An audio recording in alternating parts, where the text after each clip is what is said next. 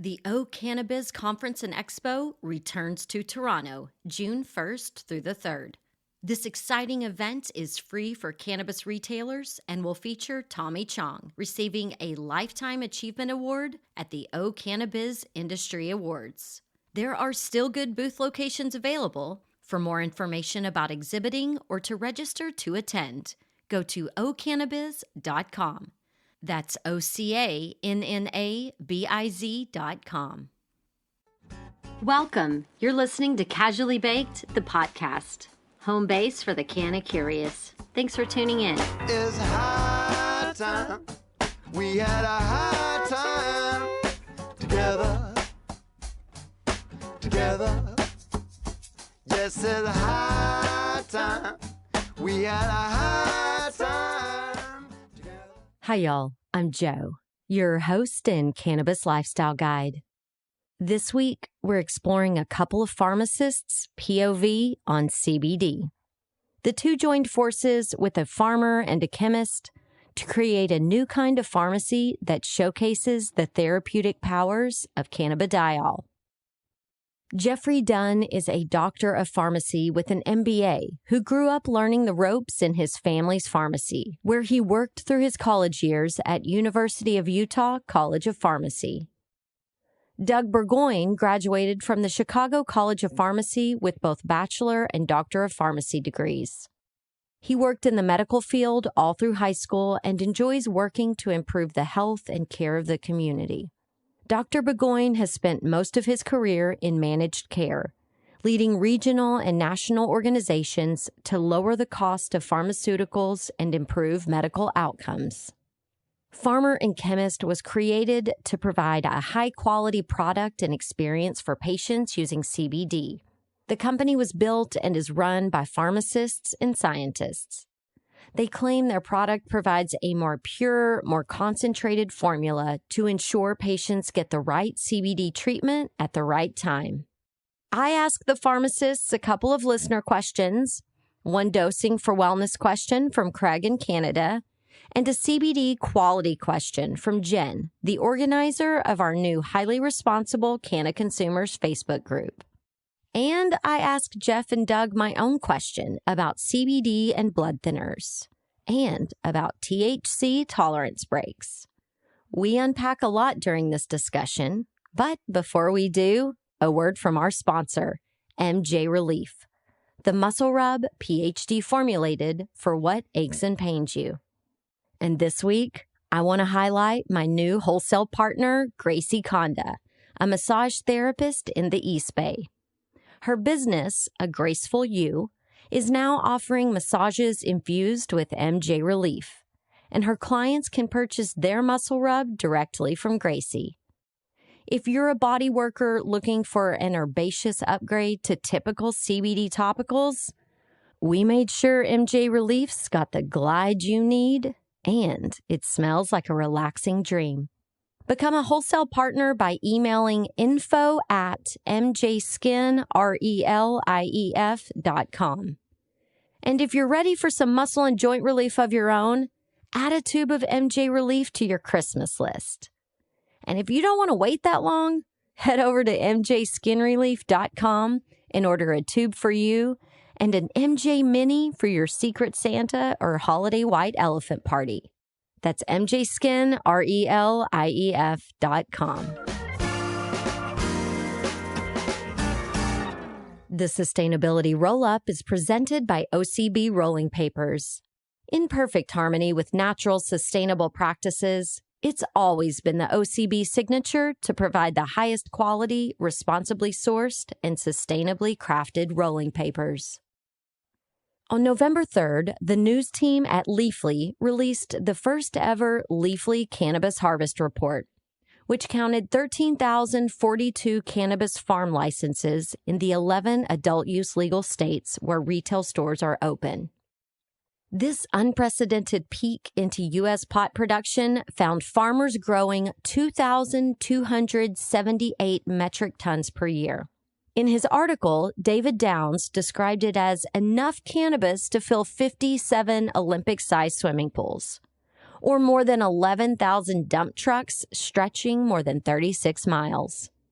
With U.S. state cannabis prices ranging from about $500 to $3,000 per wholesale pound, you're looking at a crop worth $6.175 billion per year, not including the medical-only states. As measured against data from the U.S. Department of Agriculture, the value of America's legal cannabis crop ranks 5th nationwide ahead of cotton. In Alaska, Colorado, Massachusetts, Nevada, and Oregon, cannabis is the #1 cash crop. And yet, state and federal officials generally do not track it or acknowledge it. USDA economists track annual yields, prices, and estimated values for nearly every commercial crop grown in America. But they don't track legal cannabis due to the plant's status as a federal Schedule I drug. Downs reported that Leafly's goal with the Harvest Report is to quantify annual cannabis production in operational adult use states, just like the USDA's Economic Research Service does for all non-cannabis crops. Voters, lawmakers, and industry leaders need these basic facts to make informed decisions around legalization, taxation, and regulation of one of the fastest-growing industries in the world. Working with economists at Whitney Economics, Leafly's investigative team spent months gathering data, analyzing wholesale prices, and parsing classes of cannabis quality to create this first-of-its-kind report, which simultaneously challenges the stigma of cannabis farming. Yes, please, and thank you. So you'll find links to David Downs' article and Leafly's insightful Harvest Report in the Potcast 211 show notes at casuallybaked.com. As a country girl, I lean towards sun-grown craft cannabis flower, grown in living soil, infused with a whole lot of heart and soul. So when it comes to my smoking experience, I don't just use any rolling paper. OCB is the largest rolling paper brand in the world, crafting naturally since 1918. Unlike most other brands that buy their paper from a third party, OCB oversees the entire paper-making process, made in a facility that's powered by 100% green energy, ensuring a century of quality straight to your hands. You'll find no GMOs, no chlorine, and no dyes in OCB papers. Of course, you must be 21 and older to buy OCB rolling papers and to follow the natural wonders of OCB on social at OCB_USA. And for you grown-up joint rolling novices, I invite you to learn the craft alongside me. Catch the Roll With Me video series live streaming on the Casually Baked YouTube channel and the Highly Responsible Canna Consumers Facebook group, with replays on the WeedTube and IGTV. And get your Roll With Me starter kit, that is also an excellent stocking stuffer, I might add, at ocbusa.com/baked. You'll get 4 booklets of OCB and a rolling tray for only $4.99. This bundle is worth $20 and around for a limited time. But the rolling skills and street cred we'll earn together, my friend, makes this offer priceless. And because variety is the spice of life, I encourage you to sample the entire line of OCB products and let me know your favorite. Ask for OCB wherever you buy your papers. You'll find links to the OCB special offer and Roll With Me in the podcast show notes at casuallybaked.com. If you're picking up what I'm putting down, please rate and review Casually Baked the podcast wherever you listen. That one small action helps other Canna-curious folks find highly responsible discussions like this one with Jeff and Doug about CBD dosing and delivery and things to know and consider before choosing CBD as a tool in your medicine kit. Now smoke 'em if you got 'em and settle in.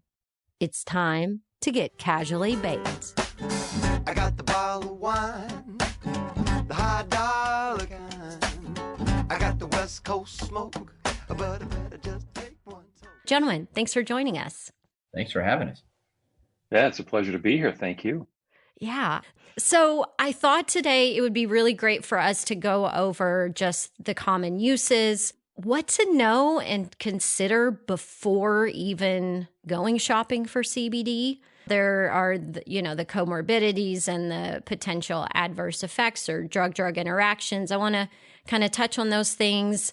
And then I have a couple of listener questions that we'll tackle. Let's start with, what do we need to know before considering CBD? I guess I'll start, then Doug, you can chime in. So we can come back and revisit the first part of that question. I think about, what it's used for and maybe some of the science behind that, because I think that's super fascinating. But personally, I would say what people should be asking when they're contemplating using CBD is, first of all, who's it from?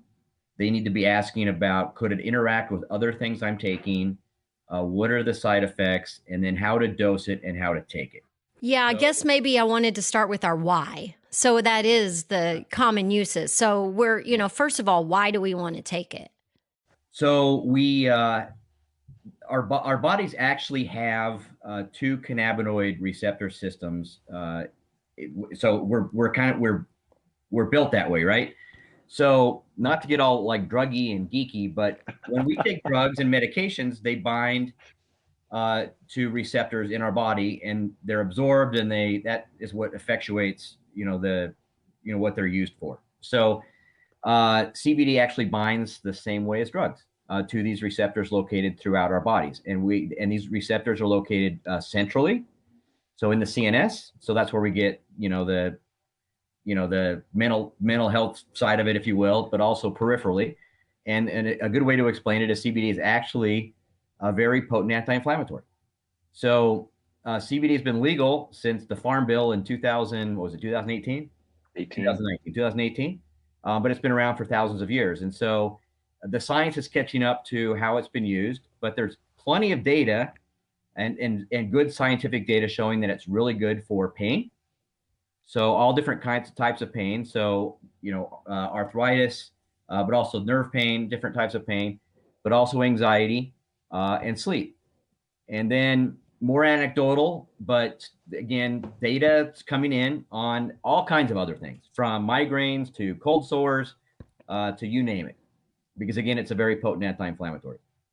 Yeah, I think what Jeff said is exactly right. The body has this endocannabinoid system, so it knows how to take cannabinoids orally or topically and do with them the right thing, which is relieve inflammation, de-stress someone by relieving anxiety, and help with sleep.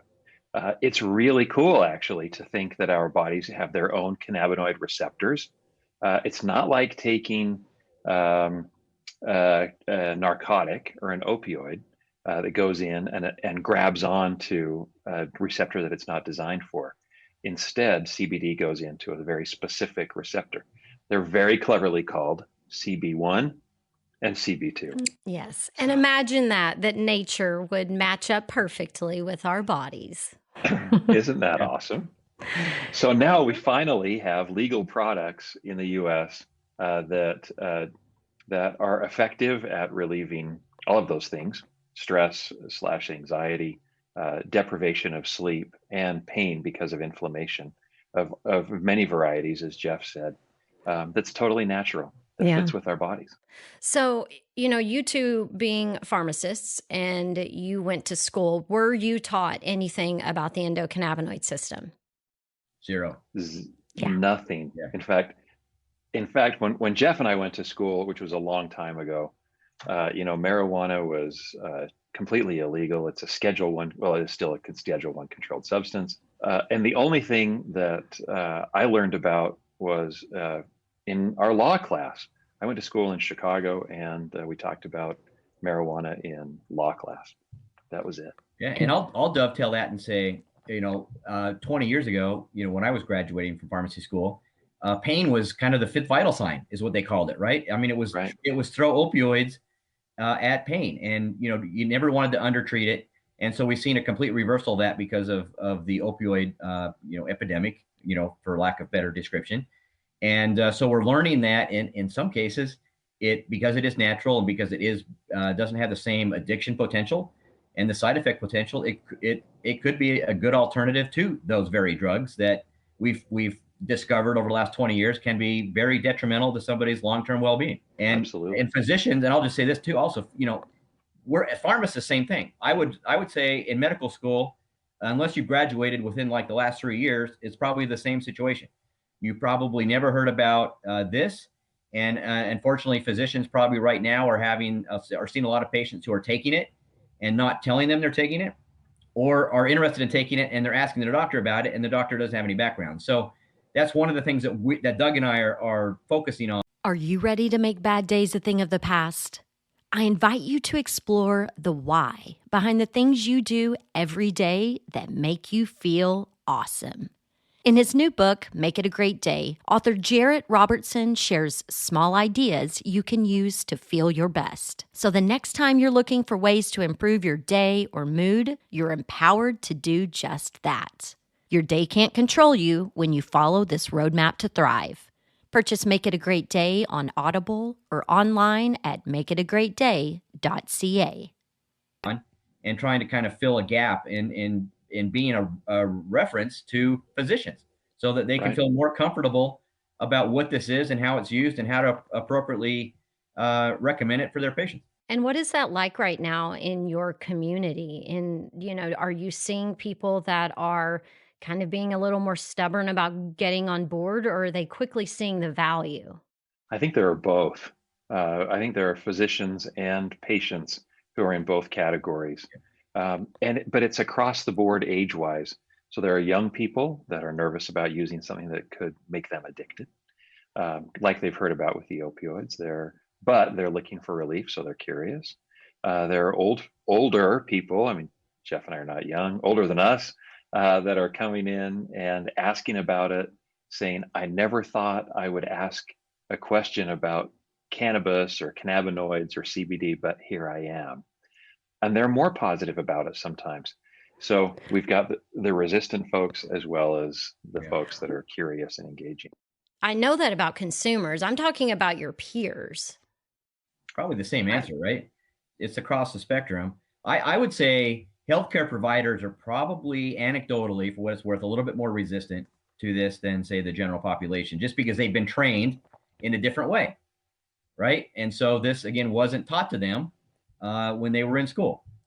As you know, you've been doing this for a long time. I mean, that's part of the problem here is there's so much miseducation or lack of education about what CBD is, what it isn't, how does it compare to medical cannabis and all that kind of stuff. And so there's still a ton of misperceptions and a lack of education out there. And hopefully that improves. Right. And, and that's why I always try to make sure that, as consumers, we are super educated going into the doctor's office so that we have the information we need to defend our lifestyle and to help educate, our doctors.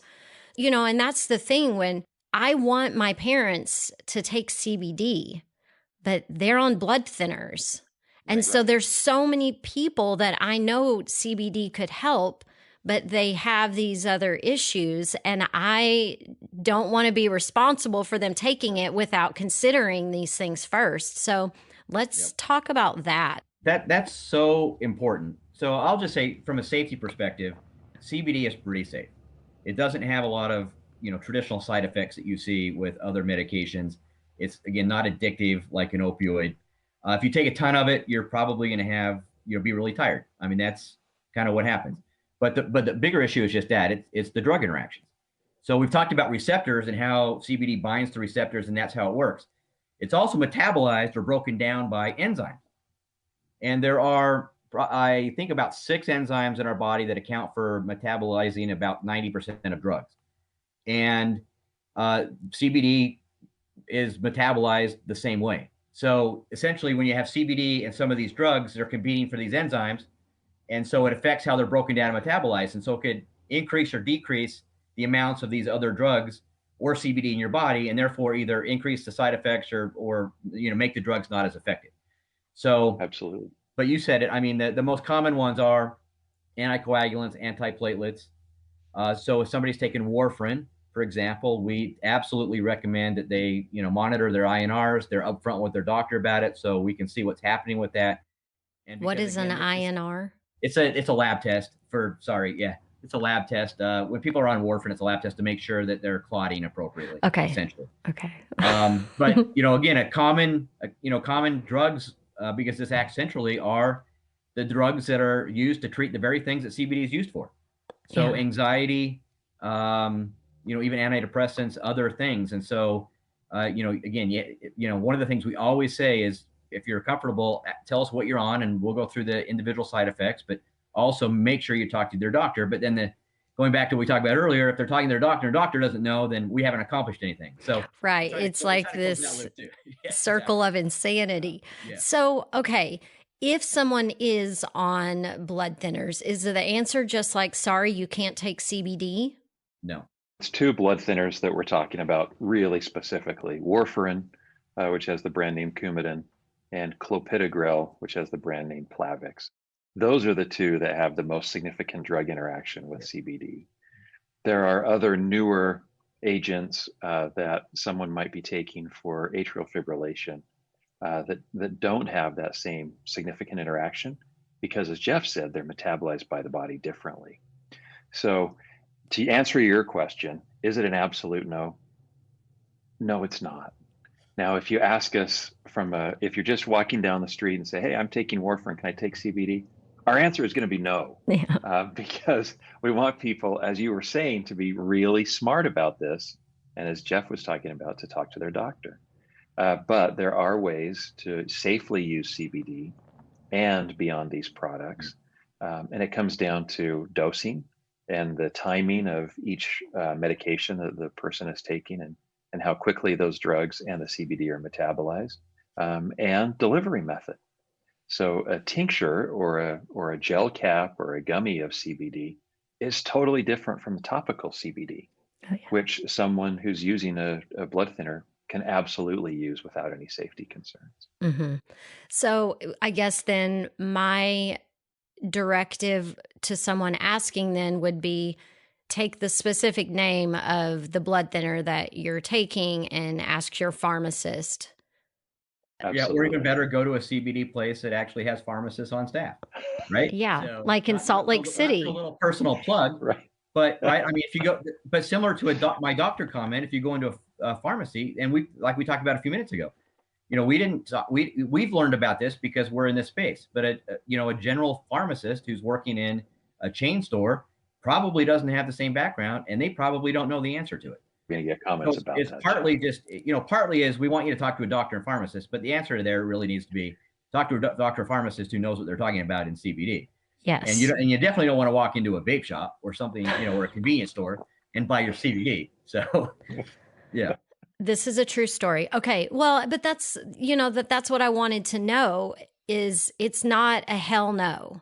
And that's what how I read it. If I'm doing homework online and you read that, it basically is like, oh, you're on a blood thinner. Sorry, CBD's not for you. And I knew that couldn't necessarily be 100% all the time. Yeah. Like Doug said, there's different types of anticoagulants and antiplatelets. And so we need to talk through that. But as far as I know, there's nothing that's a flat out contraindication, which means you just should not use it. But again, it can potentiate or diminish, the effects of the drugs you're taking, and you do have to be careful and you have to adjust. So again, if you're taking an antidepressant and you're elderly, for example, you might want to, again, in consultation with your doctor, maybe slowly lower the dose of the antidepressant, because the CBD is going to increase the concentration in your body. And if you do that, you're going to get more of the side effects that come with the antidepressant, which could be, could be significant if you're not careful. Mm-hmm. But it's not a flat out contraindication. You just need to be careful. Got it. Yeah, there are so many times that someone is prescribed a medication and then they're prescribed a second medication by their same physician, and there are contraindications to using both together, but it's still the right thing to do. You think about those same blood thinners, on the label of those blood thinners, it says don't use with aspirin. But almost everybody who has cardiovascular disease who is using one of those blood thinners is also taking aspirin. Mm-hmm. One aspirin a day. It's okay to use. It's okay to use if it's done wisely, as we've talked about. Okay. So now let's talk about, the comorbidities piece. when, we're not talking about just some healthy wellness consumer, but someone who has other things going on. What is that thought process before introducing CBD into the wellness toolkit? I think that's a really great question and key for a lot of the folks that come into our store and are probably listening to this podcast. I think the first thing as we think about with comorbidities, it's mental health or behavioral health types of issues. So whether that's anxiety or it's depression or it's bipolar disorder. And there are a lot of folks, as we know, who are using cannabis, self-treating all kinds of mental health diagnoses. So that's question number one. What else is going on? How are you treating that? And is that treatment that you're using effective? And if it's effective and you're doing well, that's great. As pharmacists, it would be hard for us to discourage someone from stopping something and starting something different if it's working. But if it's not working, or it's insufficient, or you want to have a more natural product, then CBD can supplement what a patient is using and may even allow the patient to reduce the dose of the prescription medication that they're using. Jeff, do you want to add something? I think that was a great answer, and I agree. I think just to follow on, I think it goes back to what we were talking about earlier. It's comorbidities are what else do you have? What other conditions do you have? What other medications are you on? And again, where does this fit? And what do you need to look out for? And how can you appropriately use it to maximize the benefit and avoid drug interactions and side effects? Yep. All right. No nonsense answers here. All right. So we're pharmacists, we can't help it. We're just nerdy straight down the line. I know. I don't mind. I'll add a little color in the middle.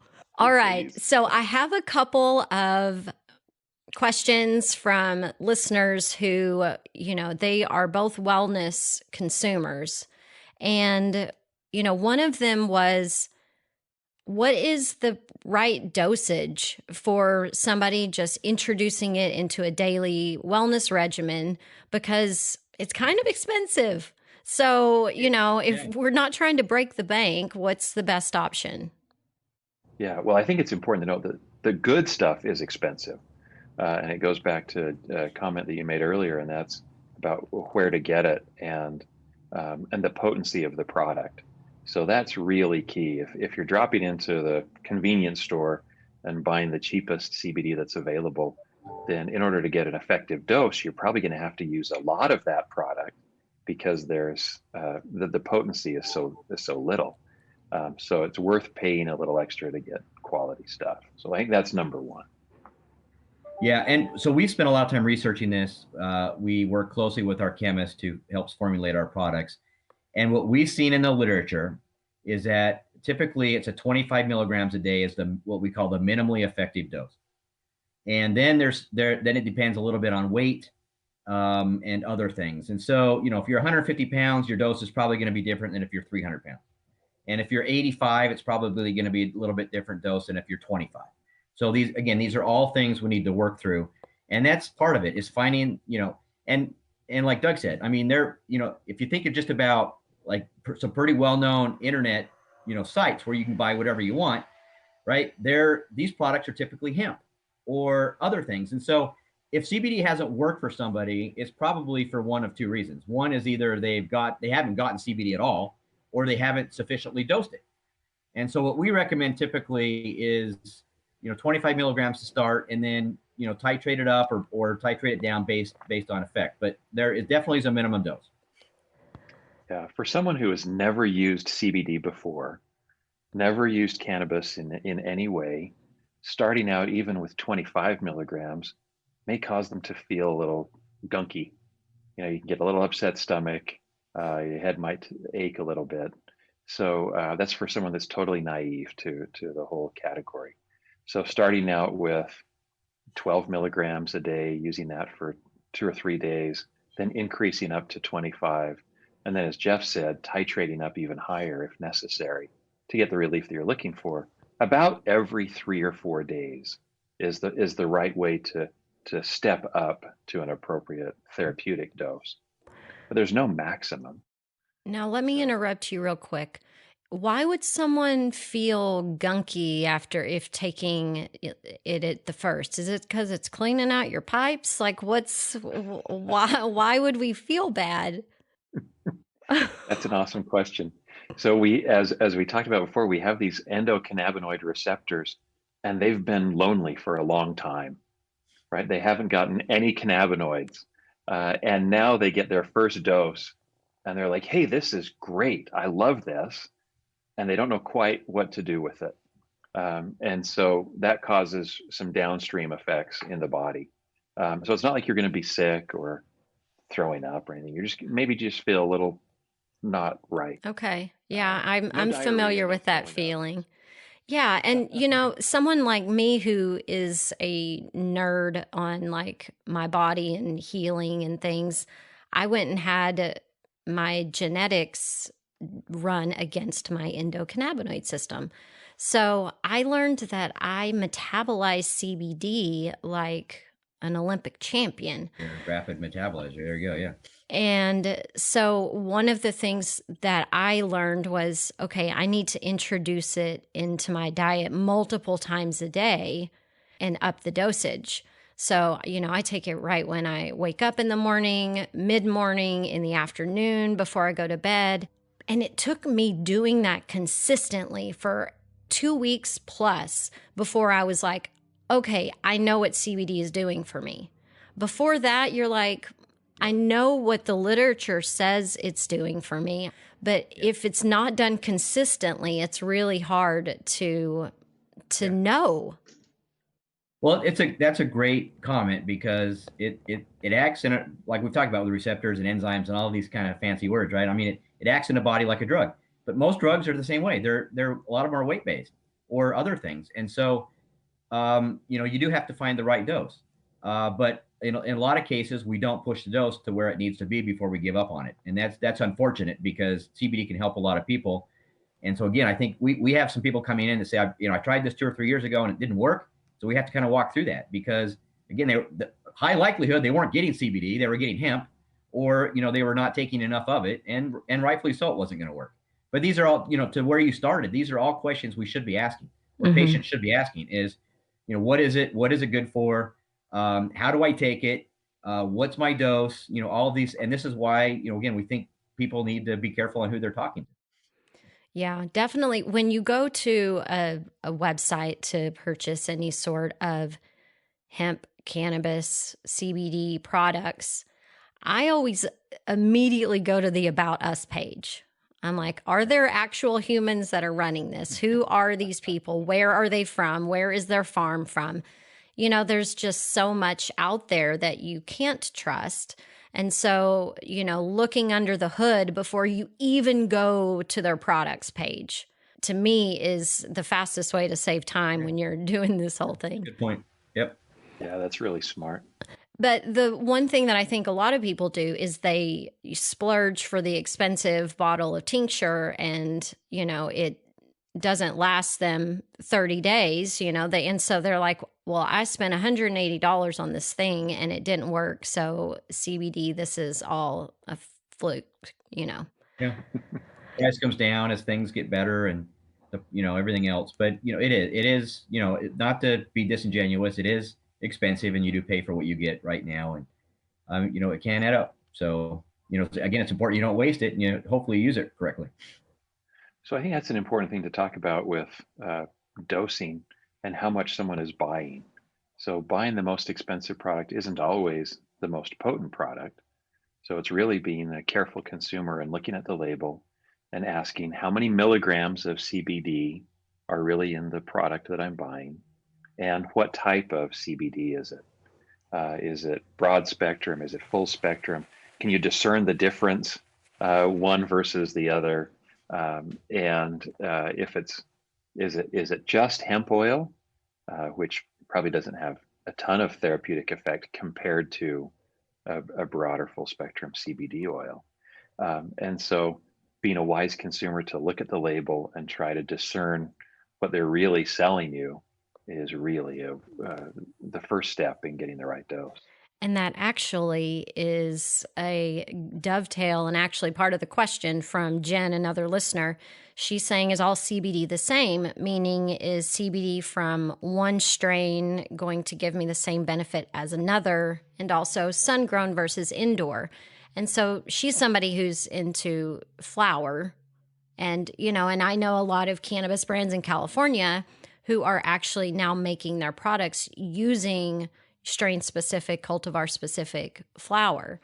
So who wants to jump on that one?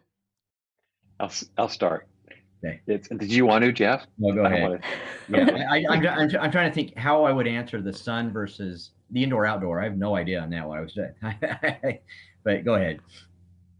Yeah, I don't know about the indoor-outdoor either. I know that the science on the cannabis side is indoor versus outdoor. I think the indoor growers are getting really smart about lights and pumping CO2 in and having the right combination of humidity and daylight versus dark hours in order to get good growth. And I know that's easier to control than outside. So I don't know if there's a big difference indoor versus outdoor growth. Strain can have a difference because there's a different level of CBD content, as well as the minor cannabinoids. Right. So when Jeff and I talk about CBD, we're not talking about, most of the time, we're not talking about CBD isolate that's just CBD.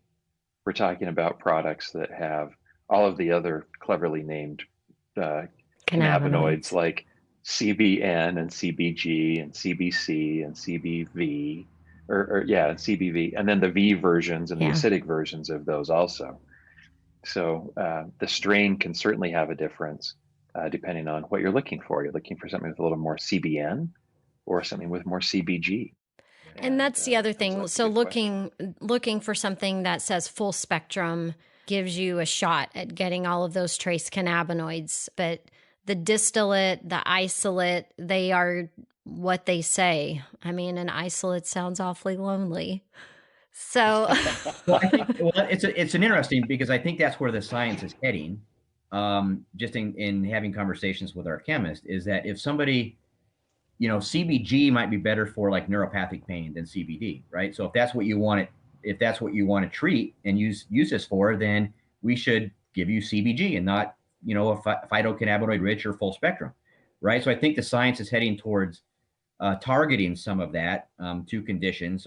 And the other thing is, what we've also learned is that, where it's growing and how it's growing in the soil. I mean, the plants actually are pretty receptive to herbicides and pesticides and what's in the soil and things like that. So you have to be super careful there about the source and how it's grown, because again, you can get, it's not only what's in it, but or what's not in it, but what's in it. You know what I mean? So so that's the other thing is some products have, and ours does, not to plug ours, but just that's the other thing I would ask about is, do you have it like a certificate of analysis or a lab test on the product, just so you can be comfortable what's in it and what's not in it?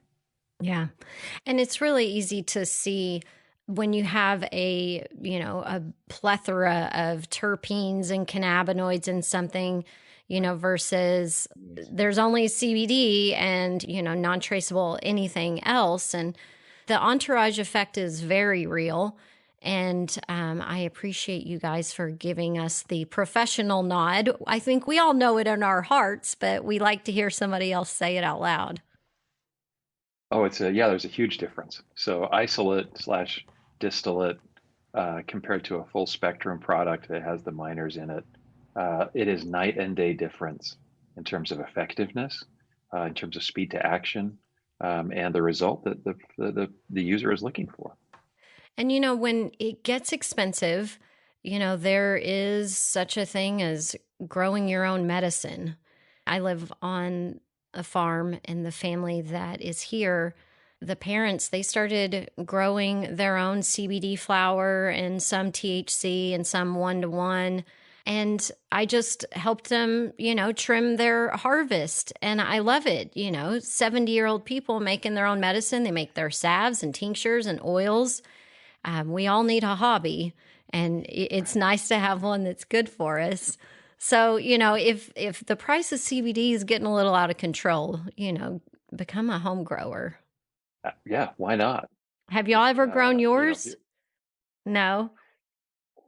Yeah. I wouldn't be casually baked if I didn't ask.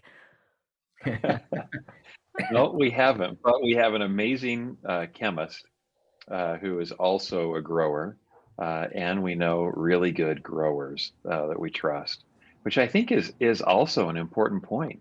And Jeff started to say it.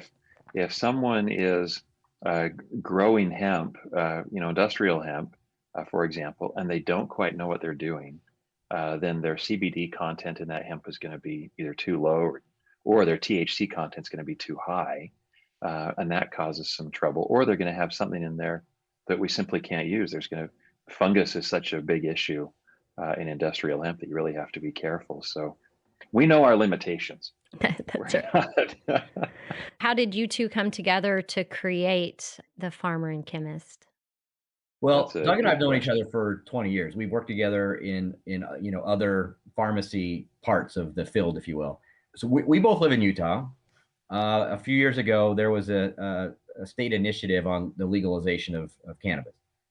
And so we were asked as so-called whatever experts to kind of consult with some of the state legislatures on models and like in dispensaries versus pharmacies and a bunch of other like operational things. And as part of that, we learned a lot, but we saw an opportunity with CBD that there was just this lack of education and wild west and lack of regulation, and there needed to be something out there that was better and more educated. And so we decided a couple of years ago to start the company. And again, our the people we put together to start Farmer and Chemist was strategic. I mean, we're pharmacists. We have a couple physicians involved, we have a chemist involved, and we have a couple of attorneys involved because we wanted to make sure we were doing this the right way. So and a great designer. Yeah. You have very clever names for your products, I will say.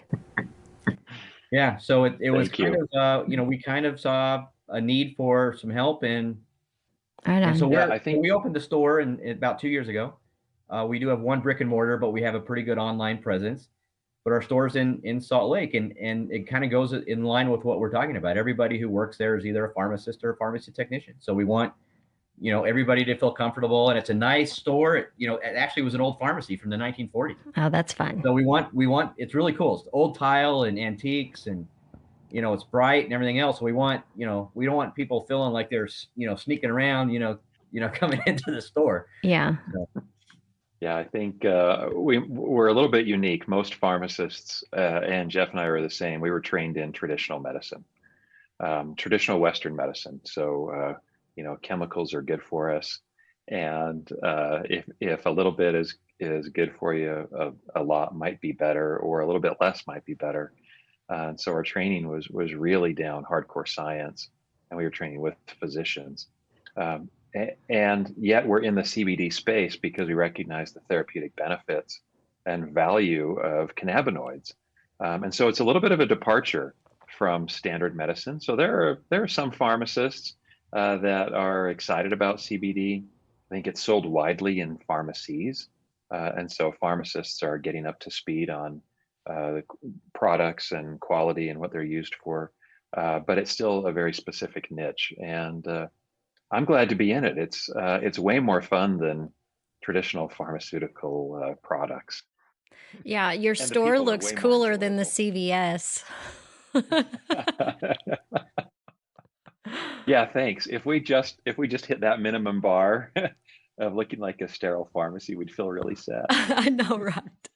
So, what would your advice be to other pharmacists who want to learn more, want to become more of an expert, so they can maneuver back and forth between Western medicine and whole plant options? Where should they start? We started first getting to know people in our community who were already experts, and leaning on the local science and scientists quite a bit. We did a fair amount of online research. We've searched every publicly available piece of medical literature, every journal article that talks about cannabinoids and cannabis, and really started to learn the science of the cannabinoid receptors, the endocannabinoid system, the value of the minor cannabinoids. And it's really just taking the time to learn something new. Yeah. Like real drugs are approved, right? There's studies that are done that have to be submitted to the FDA to get approval for those medications. It's kind of the same thing. There's studies out there, there's data out there. So I would refer people to those trials and do similar searches that they would do for any other medication. Now, again, like we said, the science is catching up. It's not as robust as it is with some of these other medications, but it's out there. And I would echo what Doug said is talk to people who, have become more educated in this space. So now let me ask more of a pointed question. Is there any educational programs out there that are specifically designed now to catch up medical professionals in this? Or is it like, hey, just do your own homework, basically get a degree in CBD, but it's just you doing your own homework and research? Yeah, there are some continuing education programs for physicians, for pharmacists, for other healthcare professionals that talk about cannabinoids, mostly cannabis, not so much CBD. Yeah. And so for example, in our state, physicians who want to prescribe cannabis need to go through a training program. It's pretty short, but they get a little education about it. So there are some professional resources that are available to healthcare professionals that also give them continuing education credit. So that's really great. I think the concern that I have about those is that they're still driven from a Western medicine perspective for the most part, which means that they're not always looking at the complete value of CBD products. And as Jeff said, the science is so young, even though it's been around forever. But the real hardcore clinical trials and randomized controlled trials just aren't happening yet. They're starting to. So most of those CE programs go back to the participant and say, we're just not sure. We're leaning towards believing that it's going to have an effect in this area or this therapeutic concern, but we're not quite sure yet. So, well, and that's because I think y'all could attest that everyone's hamstrung by the pharmaceutical industry and the fact that we can't even say the things that CBD does, like the anti-inflammatory, like you can't even say that, but know that that's what it does. So, how do you as pharmacists, how have y'all maneuvered that around even the language that you use? We're certainly really careful in our labeling. We comply with the FDA's rules around making claims and our own state rules around making claims. But when we're interacting with a patient and they're asking us questions, we can answer those questions. And that's totally safe because we're basing it on the research that we've done and that it's available. We're not making any claims about cures. We're not saying it's going to work for everybody. So I think we apply the same careful approach and scientific approach to this, just like we do other medicines. An antidepressant, for example, that has been used in tens of thousands of people in randomized controlled trials and then tried in millions of people worldwide, still may not work for someone because it's all individual. Yeah. That has a lot. No drugs work 100% of the time. So. Yeah. So I tell people when I'm describing, the different cannabinoids, I call CBD the scrubbing bubbles of our endocannabinoid system. And so that they can go through and clean everything up, flush it out, get it all sparkly and new. So, a lot of people, they take a month off from drinking or, now the new thing in the cannabis community, people giving themselves a reset and, laying off of the cannabis to reset their endocannabinoid system. And I don't do that. I just take a lot more CBD. So in your professional opinion, is like doing a CBD flush just as good as stopping consuming cannabis for a month? That's a great question. I don't know. I've never had this question before. Yeah. So You're welcome. Yeah. I don't have a good answer for that either. I've never kind of heard of the cleanse, if you will, the CBD cleanse or scrubbing bubbles or anything. So I'm going to go check it out. But I like the concept of, so there are a lot of other categories of medication where we take medication vacations or holidays. And it does allow the body to downregulate, and then the reintroduction can be really effective to make something better for the patient down the road. So I think there's probably some valid science behind it. I don't know with CBD, frankly, if it makes a lot of difference. If someone took a CBD holiday, would they come back to it and would it work better? I kind of doubt it. No, I meant taking a THC holiday by using CBD. Using just CBD. Mm-hmm. Yeah, I think that makes sense in terms of downregulating especially the CB1 receptors in the central nervous system that are tremendously responsive to THC. So I think that there's probably some valid science behind a THC holiday or vacation. All right. That intuitively makes a little bit more sense. Yes.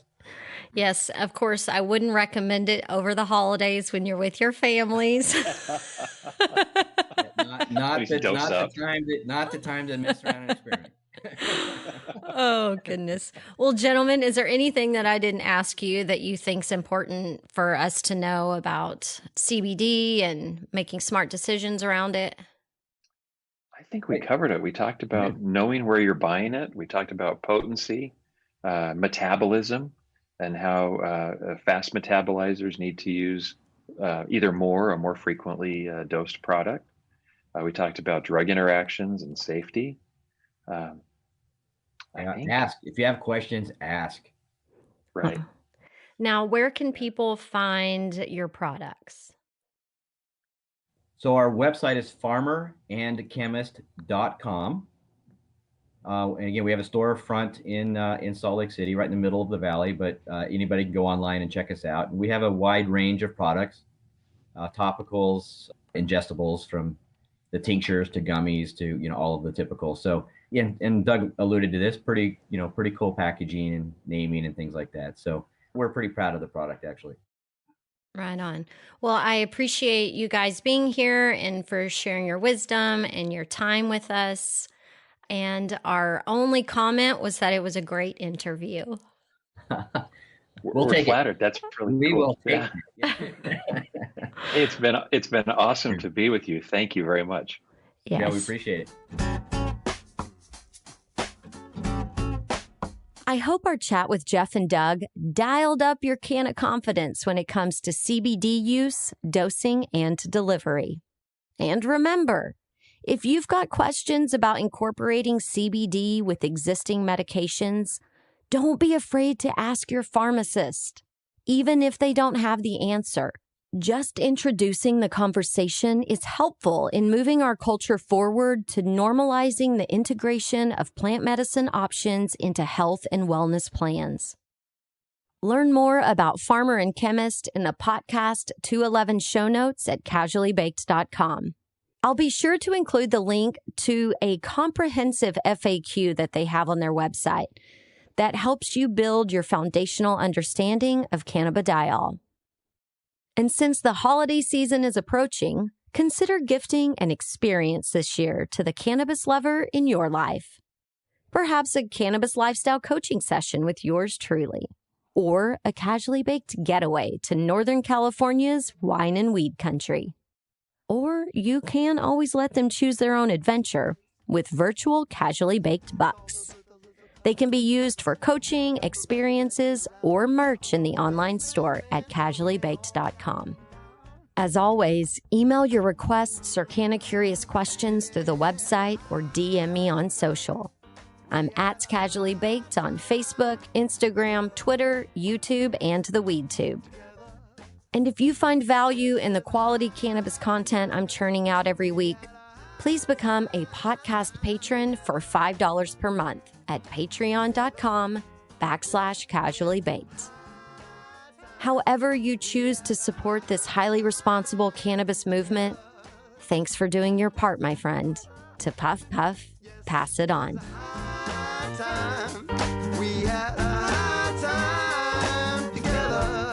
Casually Baked, the podcast, was created, recorded, and produced by yours truly. Editing and sound design are in the capable hands of Arnav Gupta. The podcast theme music is by my highly talented friend Seth Walker. If you aren't familiar with Seth's music, you can find High Time on his album Gotta Get Back wherever you're buying your music these days. I know he didn't create High Time for me, but it sure as shit sounds like he did, right? I hope you'll tune in next time. Thanks for hanging out.